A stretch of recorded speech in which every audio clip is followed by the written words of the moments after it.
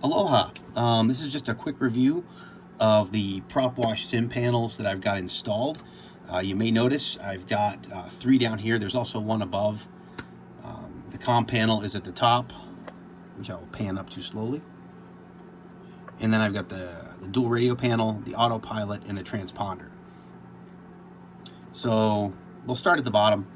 We've got the transponder. We're in ALT, and I've got code 3333, but I could go to 1200, right? Because I am on a VFR flight. I've just been playing around with stuff.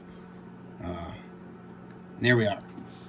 And if you notice in the upper right here, this transponder you're seeing is from Air Manager, and it's got us at 1200. So very simple. It does everything you need it to do. If I shift modes, like let's say I go to on, you'll notice up here I shifted to on. But if I go back down here, we shifted modes. Simple, direct, right to the point. One USB cable in the back to set it up. And now the setup process is the same for all the Propwash panels. It's very simple. And I'll get into that at the end. And the next panel up is our autopilot. Now right now, I've got us at 4,600 feet and we are level. Well, we're coming down to 4,600 feet. Right now we're at 4750 on our way to 4,600. So we're in a slight dive, or descent, I'll say, and I will bring us over so you can see we've got 400 feet here, 400 there, and this is what it really looks like to me when I'm straight on. It doesn't look as bad as it does, or askew when you're off at an angle, but we've just leveled off at our cruising altitude. Now, let's say we decide to change that, and I will scoot my chair back so I can keep some of these gauges in view while I do this. So let's say we want to go up to 6,000 feet. I'll use the outer rotary encoder and dial us over to 6,000 feet. Hit arm, which is that one right there, which the little light comes on, and then enter the vertical speed I want to take us to the altitude. And then you'll notice over here in vertical speed, I said 500, it jumped to 500. So we are on our way. And the aircraft, let me see if I can lift it up and show you, is in a very slight vertical climb. Well, a very slight climb. So, works as advertised. Now, the other cool capability it has is you have heading. So right now, I'll turn heading off. So heading's off, so we're not flying a specific heading. But let's say we wanted to use heading in the autopilot.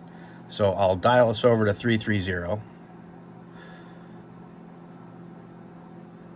Dialed us over, and you can kind of see there. We're flying 300 or 300, and I dialed us over to 330. When you come down here and hit heading, the aircraft instantly banked, and we are now on our way to 330. And now we're steadying up on 330. So super easy to use.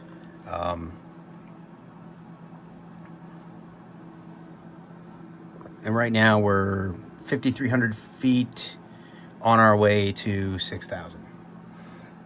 Here we've got the dual radios. Now I've got this set up for COM 2 and NAV 2. But in the Propwash software, it's a simple list of what ports and what software is on each port. So when it detected this panel, it automatically said it was a dual radio, and it asked me what each side was going to be. And I could have made each side COM 1, COM 2, NAV 1, NAV 2, or the transponder. You have a lot of functionality you can use in here. So you can make these two anything you want, and you could label them whatever you wanted it to be. Now for me, because on my Flight Sim Builder GNS 530, which I have above here, I have COM 1 and NAV 1 because that's what the GNS 530 has. So it only made sense for me to have COM 2 and NAV 2 down here. And then up here, I have my COM panel, your outer marker, inner marker, which radio you want to transmit on and monitor. The functionality's there. Now, I don't understand why they put the landing gear there, but hey, there's also a landing gear indication. Now, I'm in a Cessna 172, so my gear are down all the time because that's the way they are. And we are now on our assigned altitude, and we are leveling off. So if you look over here, you can kind of see we've leveled off. We're flying nice, straight, and level at 6,000 feet, right on that heading of 330, and speed is starting to pick up a little bit because we're, on course on speed. Well, on course on altitude. So, but yeah, it's a very simple, very useful panel. Well, all the panels are very simple and useful.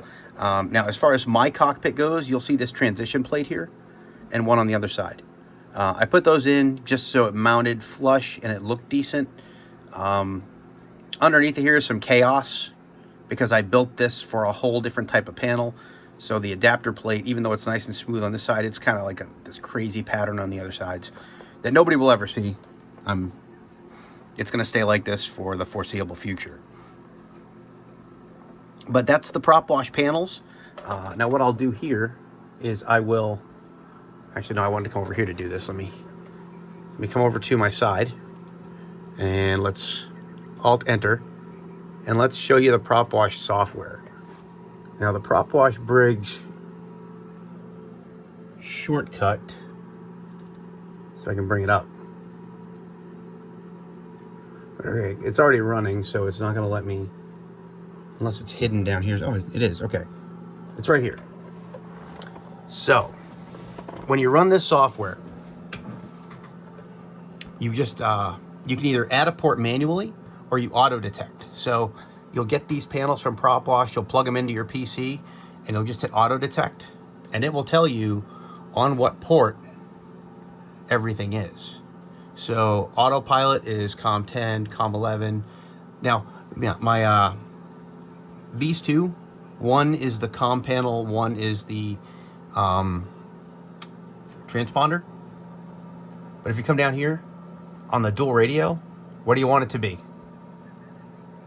You can make each one whatever you want it to be. I think that's pretty cool. I just want COM2 and NAV2, but you can change them to whatever you want. I'm a big fan of the software.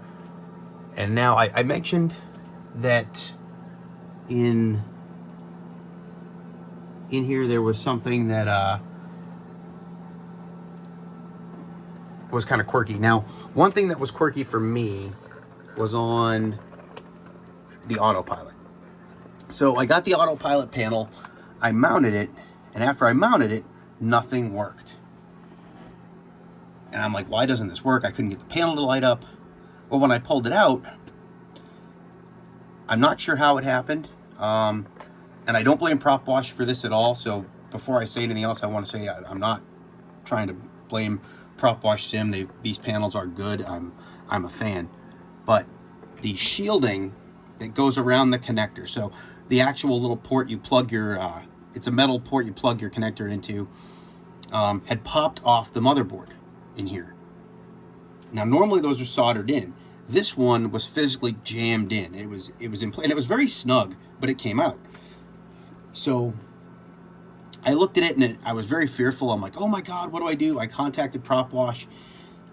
They said, hey, these things are under warranty. If you want to send it back, let us know. They were very responsive. I mean, within 3 to 4 hours of my initial call to them, they immediately got back to me.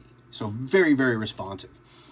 But when I took a look at the panel, I realized that there was no solder on the thing, and it was an easy press fit. So I was able to physically push it back, and it fits very snug. I have no fear of that coming out again, so I did not send this back to Propwash. I plugged it back in, and it's been doing great things for me. So I have every confidence in the world it's going to work. But again, Propwash was very responsive. They offered to replace it or repair it because it was still under warranty. They're all still under warranty.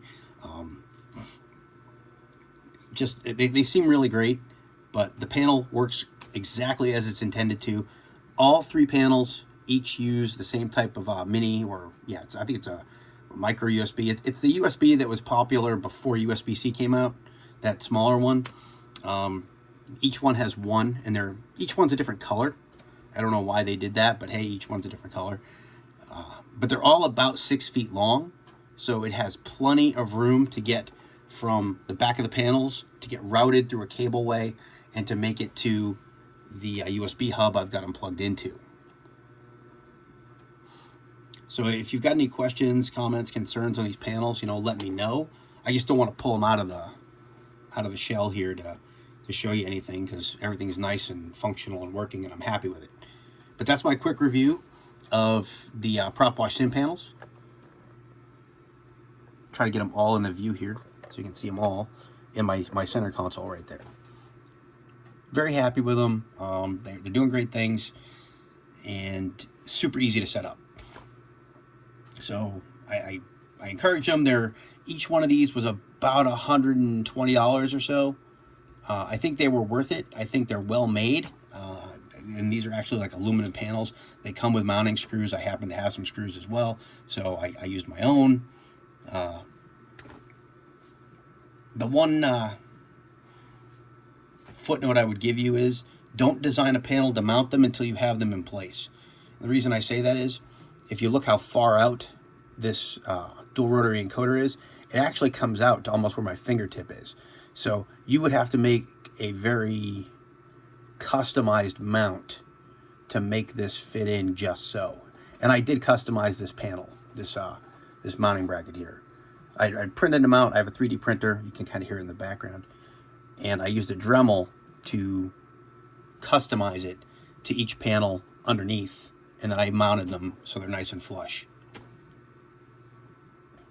And each one of these is just 1 inch by 6 inches by about 0.15 inches in depth, I think. Super easy panels to design. Took no skill whatsoever, and 3D printing wise, I have no skill, so it worked well for me. Came out great though. I'm really happy with it. And if you have any questions, comments, concerns, by all means, throw them out there. I'm going to do another video where I talk about the cockpit itself. Thanks for watching, and happy flying out there.